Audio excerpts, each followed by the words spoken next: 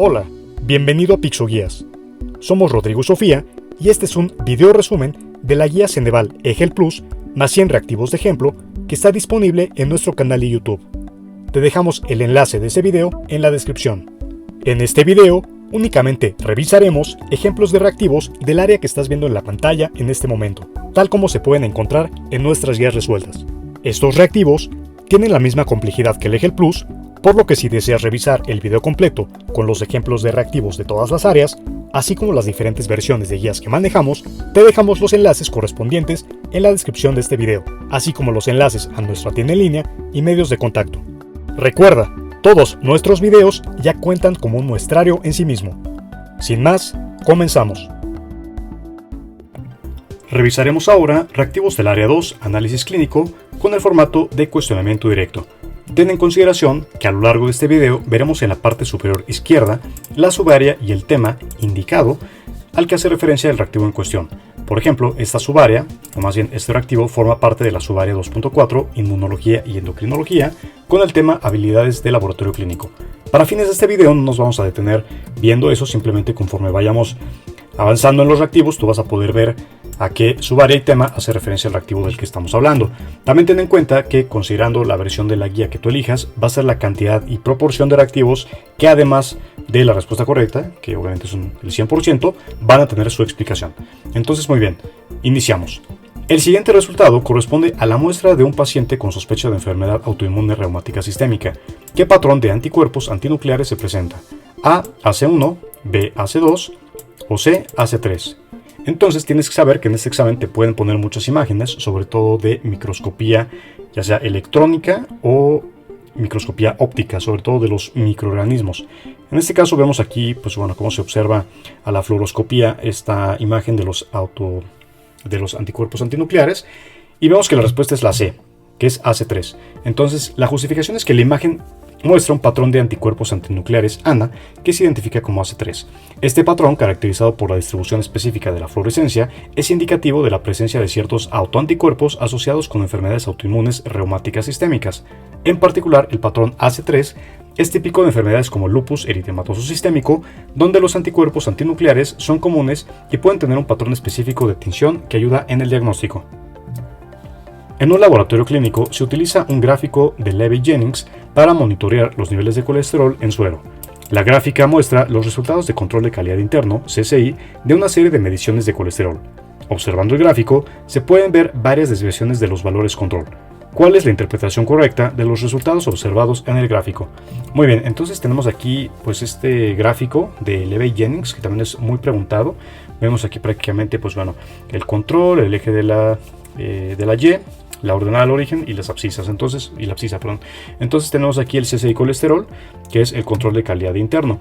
Entonces las opciones, recordemos que nos preguntan cuál es la interpretación correcta de los resultados observados en el gráfico.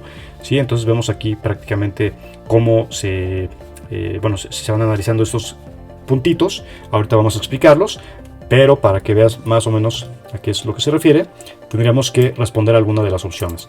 A. Los resultados son aceptables y se pueden reportar sin necesidad de acción adicional.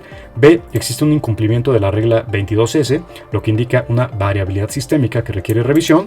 O C. Hay una violación de la regla R4S, lo que sugiere la presencia de un error aleatorio significativo. Ok, vamos a explicar esto. Bien, vemos que la respuesta es la B, que es que existe un incumplimiento de la regla 22S. ¿Qué es esto? Bueno, tal como podemos ver, el gráfico de Levy-Jennings muestra los niveles de colesterol en suero con límites definidos por las reglas de Westgard. Esto es súper preguntado. La regla 22S se activa cuando dos resultados consecutivos están fuera de las desviaciones estándar de 2S del valor medio en el mismo lado de la media. Entonces, observando la gráfica, se pueden ver varios puntos consecutivos que están fuera de los límites de justamente la desviación estándar, ¿no? De dos desviaciones estándar en el mismo lado de la media, lo cual indica un incumplimiento de la regla 22S. Esto sugiere la presencia de un error sistemático que requiere una revisión y corrección del procedimiento analítico antes de reportar los resultados. Entonces, por eso es que la respuesta correcta es la B. Ahora, recordemos, el gráfico de Levy-Jennings es una herramienta de control de calidad utilizada en laboratorios clínicos para monitorear la consistencia de los resultados de las pruebas analíticas a lo largo del tiempo. Entonces, en este gráfico, los valores de control se trazan en el eje vertical, como podemos ver acá, y el tiempo o el número de control en el eje horizontal. La línea central representa el valor medio esperado de la medición, mientras que las líneas 1, 2 o 3 desviaciones estándar del valor medio se trazan por encima del valor o la línea central, tal como podemos ver aquí. Entonces tenemos aquí prácticamente pues cuáles son las desviaciones estándar, ¿no? Aquí de acuerdo a su alejamiento de la línea central. Esa sería la explicación.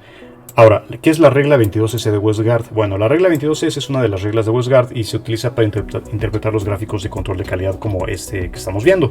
Entonces la regla 22S se activa cuando dos puntos consecutivos de control caen fuera de las dos desviaciones estándar en el mismo lado de la media. Es decir, ambos por encima o ambos por debajo de la línea de, pues bueno, justamente de más o menos dos desviaciones estándar, ¿no? Entonces, este patrón sugiere la posibilidad de un error sistemático, lo que significa que hay un problema constante en el procedimiento de medición que afecta a todos los resultados en una dirección específica, ya sea por encima o por debajo de la media. Ahora, ¿qué relación hay del gráfico con la regla 22S? Bueno, cuando se utiliza el gráfico de Levy-Jennings, la regla 22S ayuda a detectar variaciones sistemáticas en los resultados de control. Si dos puntos consecutivos caen fuera de las líneas más o menos dos desviaciones estándar, se considera una señal de alerta que indica que el proceso analítico puede estar fuera de control. Esto requiere una investigación y posiblemente una corrección del procedimiento analítico antes de continuar reportando los resultados, ya que ignorar esta señal podría llevar a resultados incorrectos y decisiones clínicas inapropiadas. Entonces, en resumen, el gráfico de Levy-Jennings proporciona una representación visual de la consistencia de los resultados de control y la regla 22S es una herramienta de interpretación que ayuda a identificar y corregir errores sistemáticos en el proceso analítico. Una paciente acude al laboratorio para realizarse un urocultivo. ¿Cuál es la técnica de obtención de la muestra que se le indica a la paciente? Bien, A. Realizar un lavado en el área entre los labios de la vulva con jabón y agua y recolectar el chorro medio de la micción. B. Obtener la primera orina de la mañana y trasladarla al laboratorio antes de que pase una hora de su recolección. O C. Recolectar orina durante 24 horas en un recipiente grande y que la traslade al laboratorio en refrigeración. Respuesta A. En el laboratorio clínico se utiliza un gráfico de control de calidad interno, CSI, para monitorear los niveles de colesterol en suero. La gráfica muestra los resultados de control de calidad de una serie de mediciones de colesterol. ¿Cuál es la interpretación correcta de los resultados observados en el gráfico? Bueno, en este caso vemos que los resultados son aceptables y se pueden reportar sin necesidad de acción adicional. Existe un incumplimiento de la regla 22S, lo que indica una variabilidad sistemática que requiere revisión. O C, hay un incumplimiento de la regla R4S. Entonces, bueno, prácticamente este reactivo es uno como el que ya habíamos visto previamente, al que hace referencia a la gráfica, también es parte de este reactivo. Es exactamente la misma gráfica, es un reactivo muy parecido, así que, pues bueno, la respuesta es la misma. Un laboratorio clínico participa en un programa de control de calidad externo, Proficiency Testing, para asegurar la exactitud de sus resultados de serología para la detección de anticuerpos contra el VIH. Durante la evaluación, el laboratorio recibe 5 muestras ciegas para análisis, obteniendo los siguientes resultados, tanto positivo como negativo, comparados con los resultados esperados proporcionados por el programa. En este caso tenemos aquí las muestras, el resultado del laboratorio y el esperado. Tenemos 5 muestras, vemos que la primera es positiva, luego negativo, positivo, negativo, positivo respectivamente, y el resultado esperado pues cambia un poquito, solamente aquí en la 2 de negativo a positivo y el resto pues siguió igual. Entonces, ¿cuál es la interpretación de estos resultados según el control de calidad externo y cuál sería la acción más apropiada para el laboratorio? A. El laboratorio tiene una tasa de error aceptable, no se requiere acción adicional. B. El laboratorio tiene una discrepancia significativa y debe revisar sus procedimientos de análisis. O C. El laboratorio debe repetir todas las pruebas debido a errores sistemáticos en los resultados. Respuesta B. La justificación es que en un programa de control de calidad externo o Proficiency Testing, una discrepancia significativa entre los resultados del laboratorio y los esperados sugiere un problema en el procedimiento analítico. En este caso, el laboratorio obtuvo un resultado falso negativo en la muestra 2, lo cual es crítico en pruebas de serología para la detección de anticuerpos contra el VIH. Este error puede tener graves implicaciones clínicas y es esencial que el laboratorio revise y valide sus procedimientos de análisis para identificar y corregir cualquier falla en el proceso, asegurando la precisión y confiabilidad de sus resultados futuros. En un laboratorio clínico se utilizan gráficos de EWMA, que es Exponentially Weighted Moving Average, para monitorear la precisión de las mediciones de conteo de plaquetas en sangre. Los resultados de control de calidad en miles entre microlitro durante 10 periodos son los siguientes. Bien, aquí tenemos los 10 periodos del 1 al 10 y el conteo de plaquetas en miles por microlitro, que vemos que va de 250, 260, 255 y así respectivamente hasta llegar al 10 con 300. El valor medio esperado para el conteo de plaquetas es de 260 miles entre microlitro, con una desviación estándar LCD de 10 miles entre microlitro. Usando un factor suavizado de lambda igual a 0.2, ¿cuál es el valor de EWMA en el periodo 10 y qué indican los resultados respecto a la precisión del método? O sea, este es uno de los reactivos difíciles. Bueno, entonces aquí tenemos el periodo 10 y el conteo de plaquetas. Entonces nos están preguntando pues cuál es el valor de EWMA. Entonces nos ponen A, 267.2, que indica estabilidad en las mediciones, B, 272.8, que indica un aumento gradual que requiere atención, y C, 278.4, que indica una tendencia significativa al alza. Bien, en este caso la respuesta correcta es la C, es justamente esa. Y bueno, ¿cómo se obtiene ese resultado? Bueno, la justificación es que el cálculo de EWMA para el periodo 10 con un factor suavizado lambda igual a 0.2 implica usar esta fórmula. Entonces, bueno, prácticamente vemos que XT es el valor actual y EWMA, T a la menos 1 es el valor de EWMA del periodo anterior, asumiendo que el valor inicial de EWMA es igual al valor medio esperado en 260. Entonces, prácticamente tenemos que utilizar esta formulita que nos están poniendo acá y pues hay que aplicarlo para prácticamente todos los valores. Entonces, bueno, prácticamente redondeando a una cifra decimal, el EWMA para el periodo 10 es aproximadamente 280, tal como podemos ver acá. Entonces, bueno, prácticamente el EWMA aquí lo tenemos para todos los periodos, tal como viene aquí en la fórmula, y pues bueno, vemos que prácticamente ese sería el resultado. Entonces, la respuesta correcta es la C. Un laboratorio recibe una muestra de suero de un paciente con sospecha de síndrome de Cushing. Se realiza una prueba de cortisol sérico y se obtienen valores sorprendentemente elevados. Sin embargo, el paciente está tomando prednisona para tratar una condición inflamatoria crónica. ¿Qué interferencia específica puede estar afectando los resultados de la prueba de cortisol sérico y cuál sería el enfoque correcto para confirmar el diagnóstico de síndrome de Cushing en este caso? A. Interferencia cruzada de prednisona en la prueba de cortisol, realizar una prueba de cortisol libre en orina de 24 horas. B. Metabolismo acelerado de cortisol debido a la prednisona, realizar una prueba de ACTH plasmático. O C. Inhibición de la producción endógena de cortisol por prednisona y realizar una prueba de dexametasona en suero. Respuesta A. Bien, la justificación es que la prednisona, un glucocorticoide sintético, puede interferir con las pruebas de cortisol sérico debido a su estructura similar, provocando resultados falsamente elevados. Entonces, bueno, justamente es que por eso la respuesta es la A. Para confirmar el diagnóstico de síndrome de Cushing en un paciente que está tomando prednisona, la medición del cortisol libre en orina de 24 horas es el enfoque correcto, ya que esta prueba no se ve afectada por la prednisona y proporciona una evaluación precisa de la producción endógena de cortisol, reflejando mejor el estado hiperadrenocortical del paciente. En una paciente con sospecha de síndrome de ovario poliquístico SOP, el médico solicita la evaluación de varios biomarcadores para confirmar el diagnóstico. ¿Cuál combinación de biomarcadores sería la más indicada para evaluar esta condición? A. Prolactina, hormona luteinizante LH y hormona folículo estimulante FSH. B. Estradiol, testosterona libre y hormona antimülleriana AMH. C. Progesterona, cortisol y globulina fijadora de hormonas sexuales SHBG. Respuesta B. Bien, la combinación de estradiol, testosterona libre y hormona antimülleriana AMH es crucial en la evaluación del síndrome de ovario poliquístico SOP.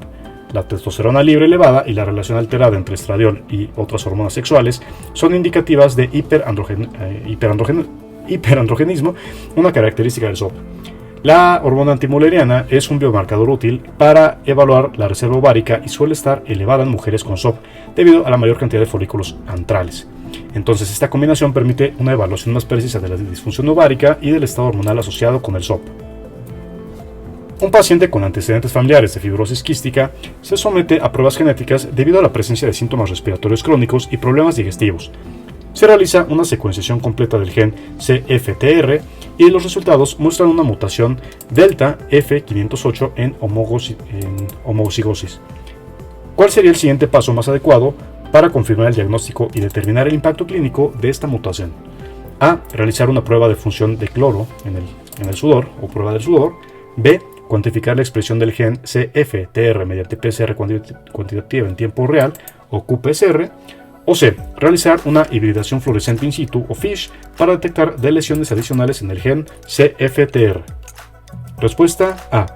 La prueba del sudor es un estándar de oro para confirmar el diagnóstico de fibrosis quística después de identificar mutaciones del gen CFTR, como la delta F508 en homociosis. Esta prueba mide la concentración de cloro en el sudor, que está elevada en pacientes con fibrosis quística debido a la disfunción del canal de cloro CFTR. Aunque la secuenciación del gen CFTR proporciona información genética crucial, la prueba del sudor confirma el impacto funcional de las mutaciones identificadas y es esencial para el diagnóstico clínico definitivo. Un laboratorio clínico recibe una muestra de plasma para realizar una prueba de coagulación, tiempo de protrombina TP. Sin embargo, al revisar la muestra, el técnico observa que la sangre ha sido recolectada en un tubo con ETHTA en lugar de citrato de sodio. ¿Qué impacto tendrá este error en los resultados de la prueba de TP? A. Sin impacto, los resultados serán fiables. B. Falsos tiempos acortados de protrombina. O C. Falsos tiempos prolongados de protrombina. Respuesta C. La justificación es que el EDTA o ETHTA actúa como un anticoagulante quelando iones de calcio, lo que puede interferir significativamente en las pruebas de coagulación como el tiempo de protrombina. El citrato de sodio es el anticoagulante adecuado para estas pruebas porque su efecto es reversible con la adición de calcio durante el análisis. Utilizar ETHTA provoca falsos tiempos prolongados de protrombina debido a la eliminación irreversible del calcio, afectando la presión de la prueba y resultando en resultados no confiables. Un laboratorio de análisis clínicos está calibrando un espectrofotómetro utilizado para medir la concentración de glucosa en suero.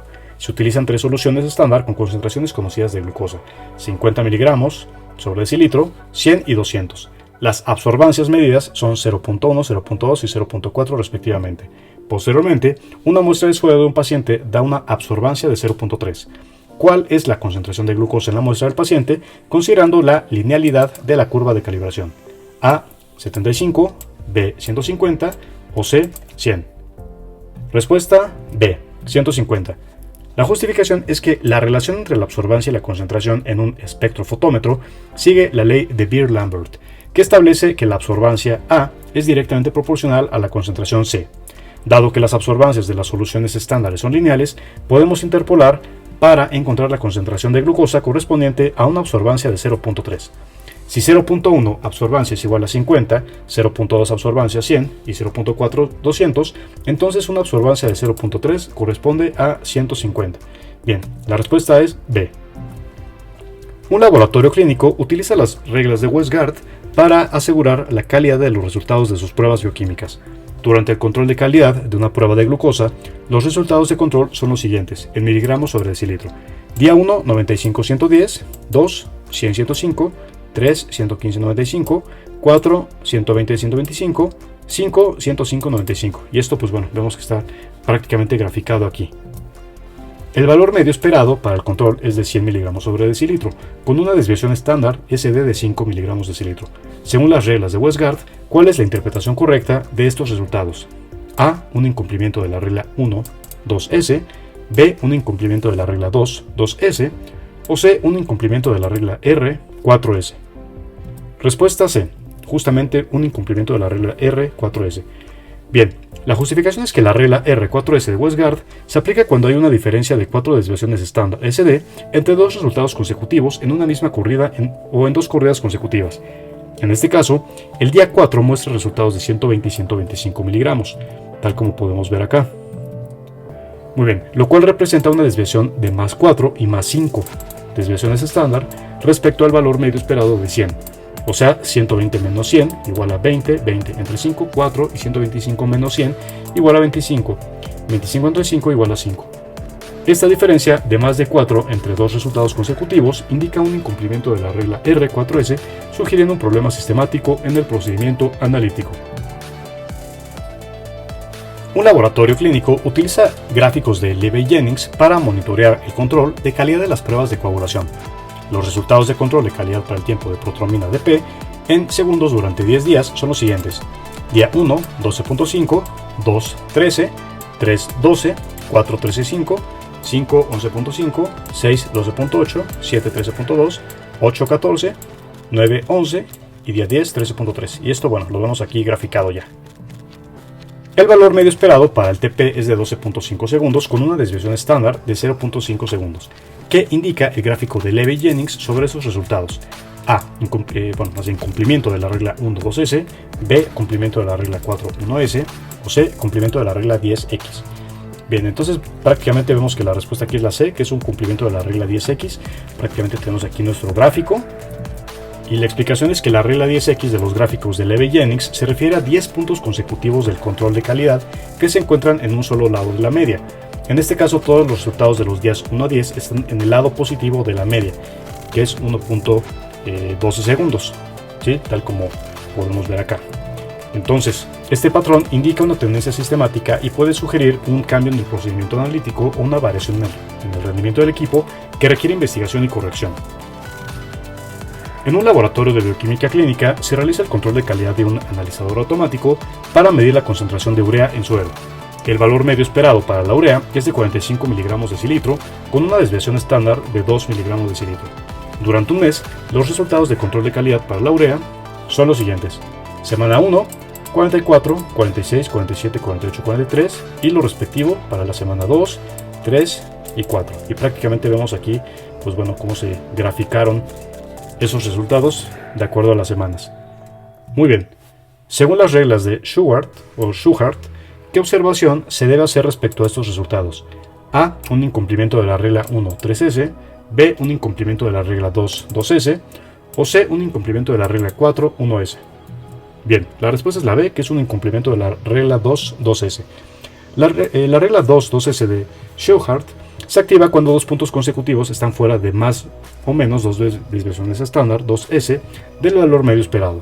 En este caso, durante la semana 2, los valores de 49.50, que son los que tenemos por acá, están ambos más allá de más dos desviaciones estándar de valor medio esperado de 45.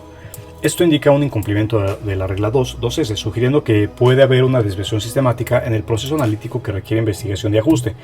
Entonces, pues bueno, es muy importante que pues prácticamente analicemos con calma los días, o más bien los gráficos que se nos están poniendo en el examen, y que los analicemos con mucho cuidado.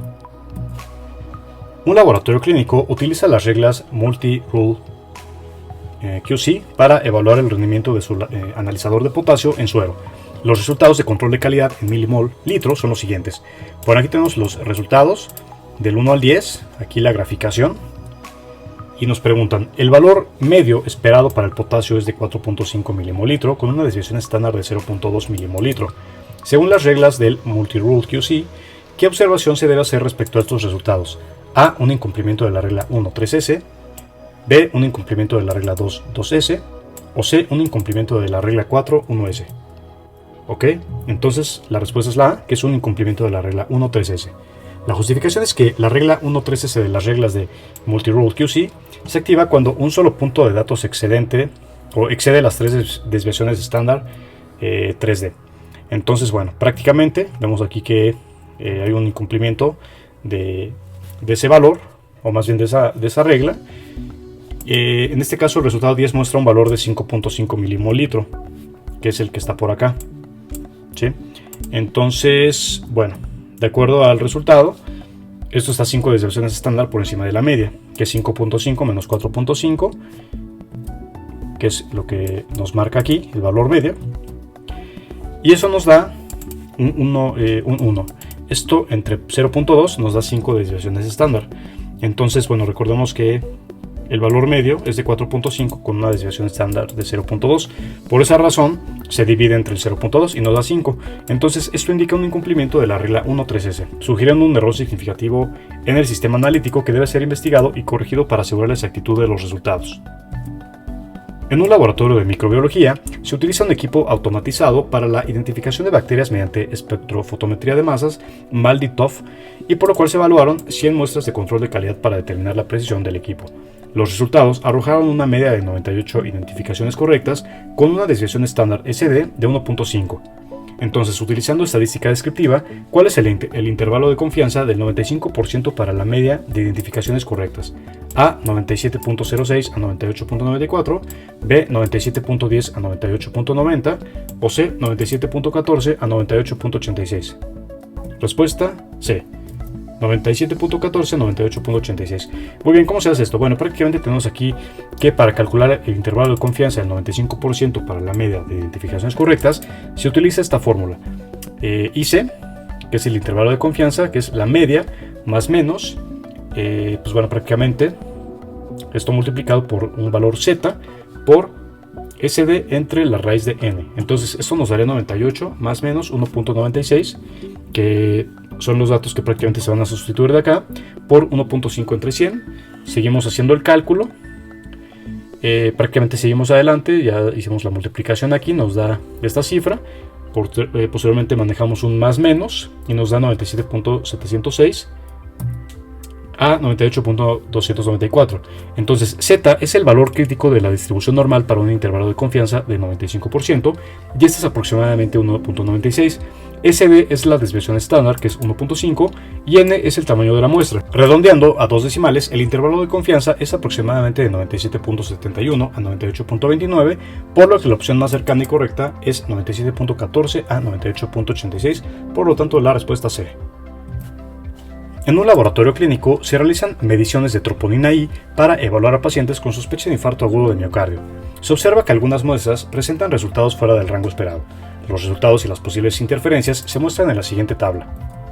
Aquí tenemos la muestra que va de la 1 a la 10, las mediciones de troponina también del 1 a la 10 y la observación, que es normal, hemólisis, ictericia, presencia de heterófilos, normal, hemólisis, ictericia, normal, presencia de heterófilos y normal finalmente. Entonces, el rango de referencia de la troponina I es de 0 a 0.04 nanogramos mililitro. Considerando las interferencias observadas, ¿cuál es la mejor estrategia para identificar y corregir las interferencias en la determinación de troponina I y obtener resultados precisos? A. Utilizar un ensayo alternativo específico para troponina I que sea resistente a las interferencias de heterófilos y otras sustancias. B. Realizar diluciones en todas las muestras con hemólisis e ictericia antes de la medición. O C. Aplicar un procedimiento de limpieza de muestras con precipitación de proteínas antes de la medición. Respuesta A. Bien.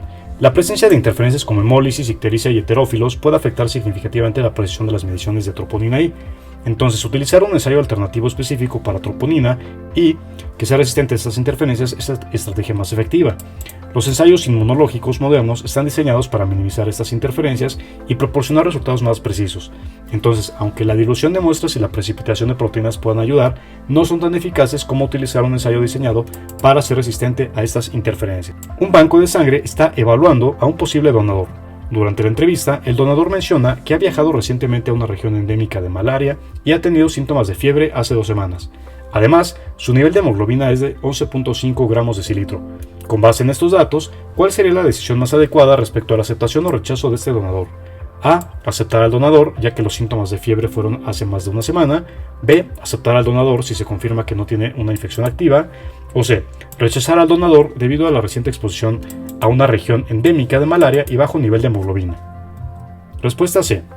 La justificación es que la exposición reciente a una región endémica de malaria y la presencia de síntomas de fiebre son factores de riesgo significativos que justifican el rechazo del donador para prevenir la transmisión de malaria a través de la sangre.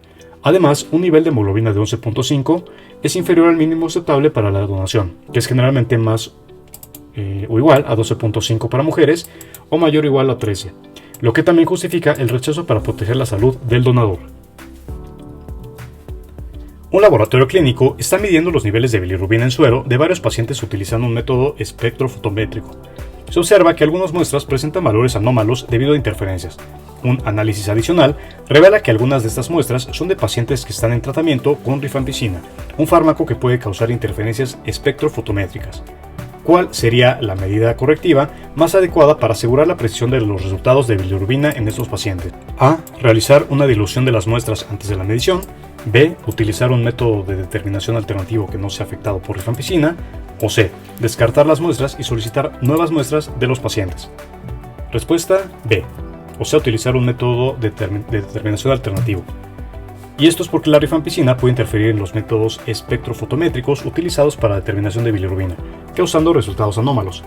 La mejor medida correctiva es utilizar un método de determinación alternativo que no sea afectado por esta, como la cromatografía líquida de alta resolución HPLC, que puede separar y cuantificar la bilirrubina con mayor precisión y sin interferencias. Un laboratorio clínico realiza un estudio para evaluar los niveles de cortisol en pacientes con sospecha de síndrome de Cushing. Dado que los niveles de cortisol tienen un ritmo circadiano, es crucial estandarizar la toma de muestras para asegurar la precisión de los resultados. ¿Cuál es el protocolo más adecuado para la recolección de muestras de sangre para la medición de cortisol en estos pacientes? A. Tomar una muestra de sangre a cualquier hora del día, independientemente de la actividad del paciente, de 8 a 4, después de un periodo de descanso de 30 minutos, o a partir de las 8 en condiciones de ayuno y a las 11 en condiciones de reposo absoluto. Continuando con el análisis de los reactivos, veamos ahora reactivos con el formato de completamiento. Un hombre acude al especialista por presentar un ganglio linfático aumentado de tamaño en la región inguinal, además de una drástica pérdida de peso y un fuerte dolor abdominal. El médico diagnostica un linfoma de Hodgkin clásico. La prueba que establece el diagnóstico es: A. Conteo de leucocitos para identificar la elevación de linfocitos. B. Biopsia de ganglio linfático para la búsqueda de células de Reed-Sternberg. O C. Biopsia de médula ósea para búsqueda de linfocitos T. Bueno, entonces aquí tenemos esta imagen que nos están poniendo aquí y la respuesta es la B. Bien, entonces el diagnóstico del linfoma de Hodgkin clásico se establece mediante biopsia de un ganglio linfático afectado, donde se busca la presencia de células de Reed-Sternberg. Estas células gigantes multinucleadas son características del linfoma de Hodgkin, o sea, las células de Reed-Sternberg, y su identificación es crucial para confirmar el diagnóstico. Son las células que les llaman que tienen un núcleo en ojos de búho. Entonces, pues bueno, esa sería la respuesta. Un paciente acude a urgencias con síntomas de náuseas, vómitos y dolor abdominal severo. El historial médico revela una ingesta reciente de una dosis elevada de paracetamol. Para evaluar la severidad de la intoxicación y planificar el tratamiento adecuado, se ordenan varios análisis de laboratorio. Entre estos análisis incluye la determinación del nivel plasmático de paracetamol, así como otros marcadores bioquímicos como ALT, alanina aminotransferasa, y AST, aspartato aminotransferasa, para evaluar el daño hepático. Entonces, la administración de espacio es crucial para neutralizar los metabolitos tóxicos del paracetamol y prevenir daños hepáticos severos. A. Flumazenil. B. Atropina. O C. N-acetilcisteína. Respuesta: C. N-acetilcisteína.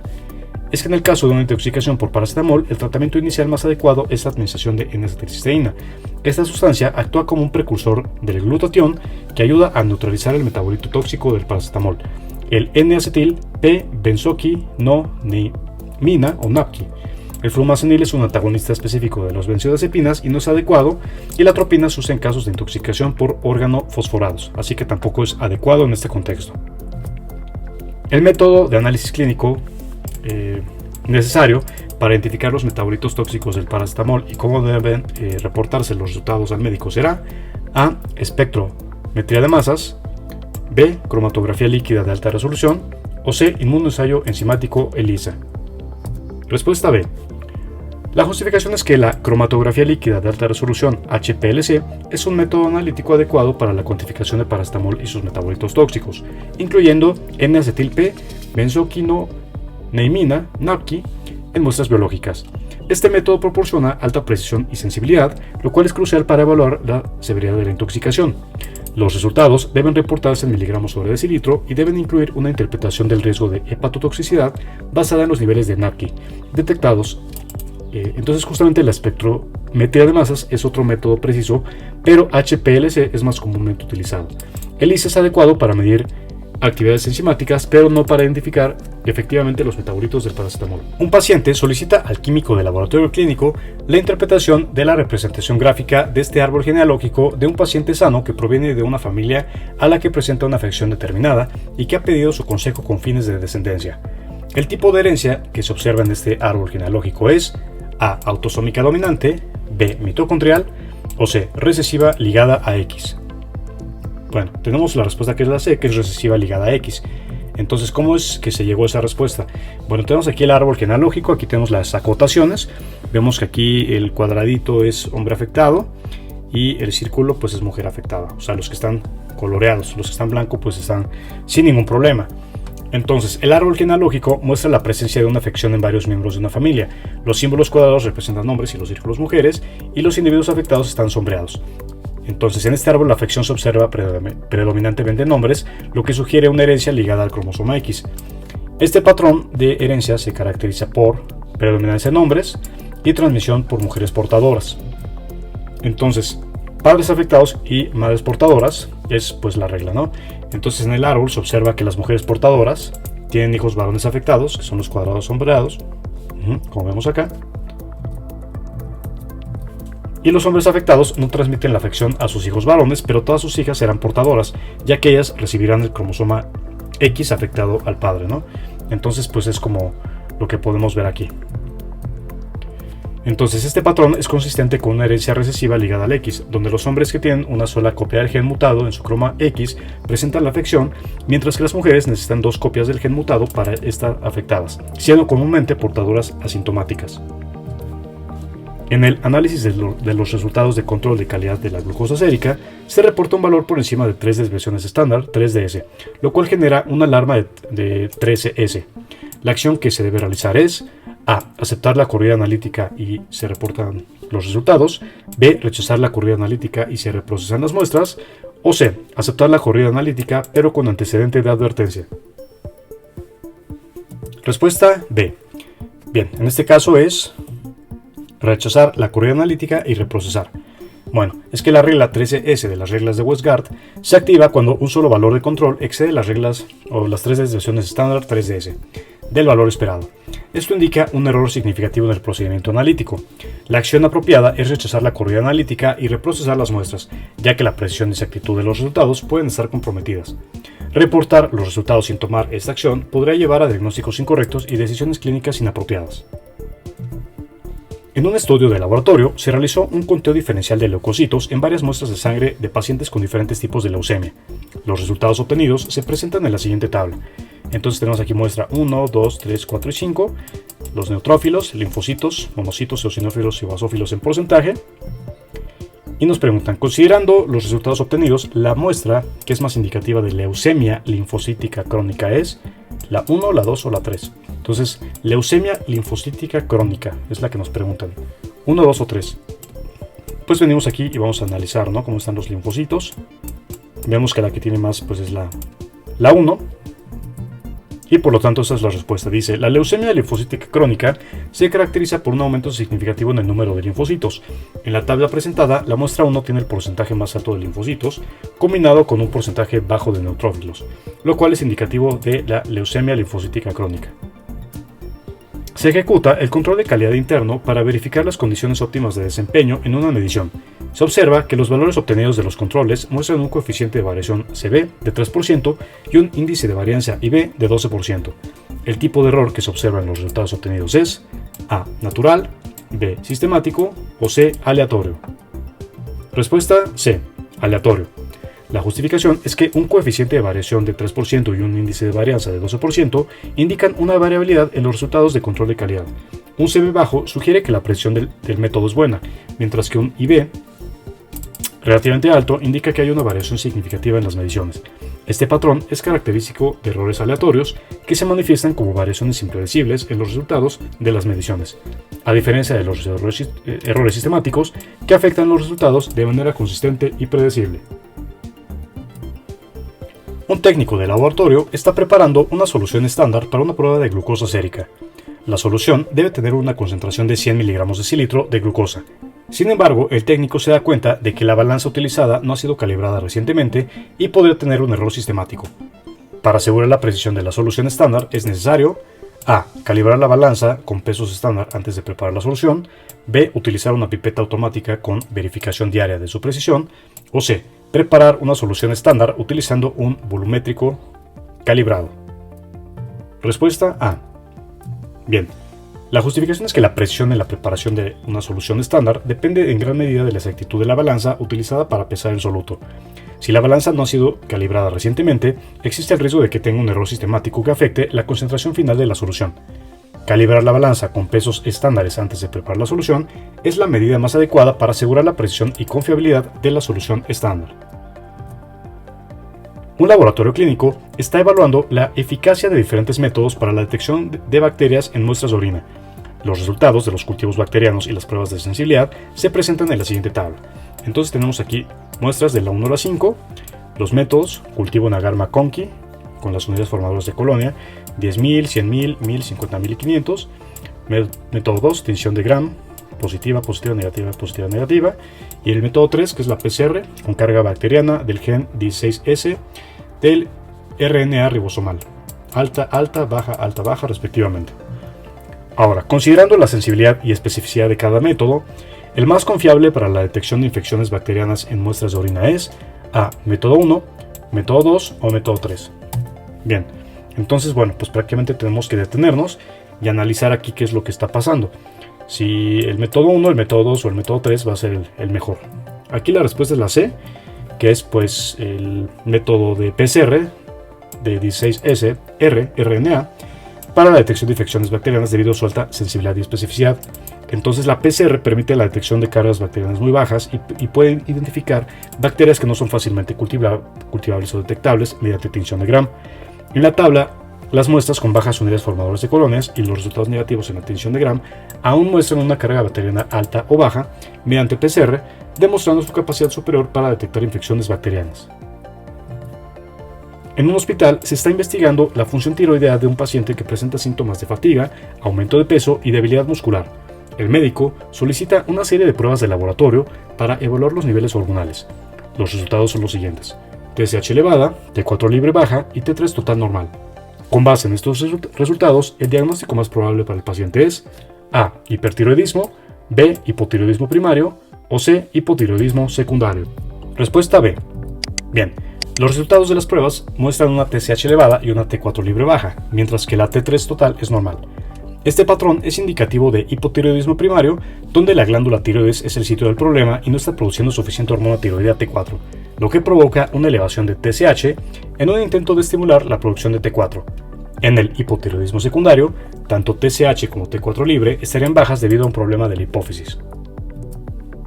Un laboratorio clínico recibe una muestra de líquido cefalorraquídeo LSR de un paciente con sospecha de meningitis. El técnico del laboratorio realiza una tinción de Gram y observa al microscopio la presencia de diplococos Gram negativos. Adicionalmente, se realiza una prueba de oxidasa que resulta positiva. Con base en estos hallazgos, el patógeno más probable es A. Streptococcus pneumoniae, B. Neisseria meningitidis o C. Haemophilus influenza.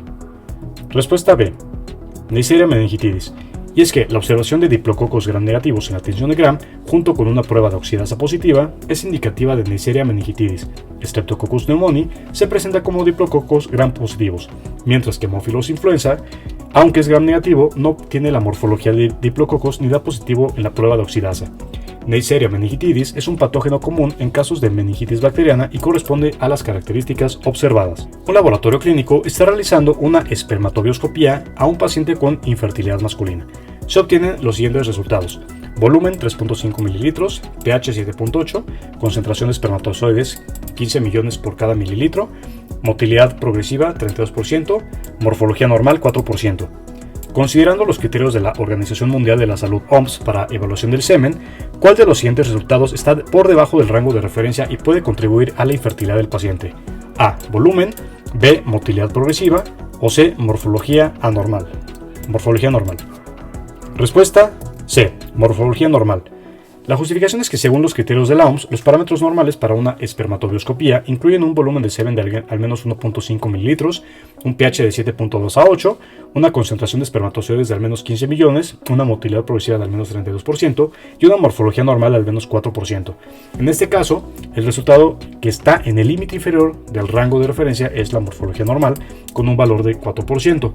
Este factor puede contribuir significativamente a la infertilidad del paciente, ya que la morfología espermática normal puede afectar la capacidad de los espermatozoides para fertilizar un óvulo. Se recolecta una muestra de sangre periférica de un sujeto clínicamente sano para determinar los tiempos de protrombina. Sin embargo, los resultados indican que el tiempo de protrombina fue alargado falsamente. La causa del error preanalítico fue...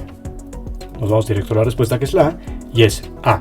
La proporción de sangre citrato de sodio no fue la adecuada, 9:1 al momento de la recolección de la muestra. Respuesta A.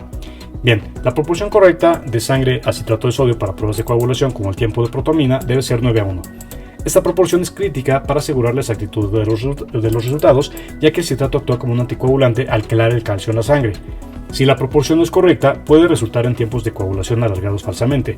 En este caso, una proporción incorrecta de 9:1 podría causar que el tiempo de protrombina sea falsamente alargado, lo que indica un error preanalítico en la recolección de la muestra. En el laboratorio clínico se requiere medir 30 muestras de glucosa de suero en adultos. El laboratorista calibra el equipo utilizando un material de referencia. Posteriormente, inicia la corrida metiendo 2 blancos y una alícuota de control anormal alto de glucosa y obtiene un valor de menos de 2 desviaciones estándar. Continúa midiendo las muestras de pacientes y observa que la muestra 8 da un valor de glucosa de 10 mg sobre decilitro. Con base en el valor de la glucosa de la muestra 8, la acción que se debe tomar es A. Reportarlo como valor crítico y avisar al personal correspondiente. B. Volver a calibrar el equipo metiendo un nuevo material de referencia. O C. Medir una muestra de control anormal bajo de glucosa. Respuesta A.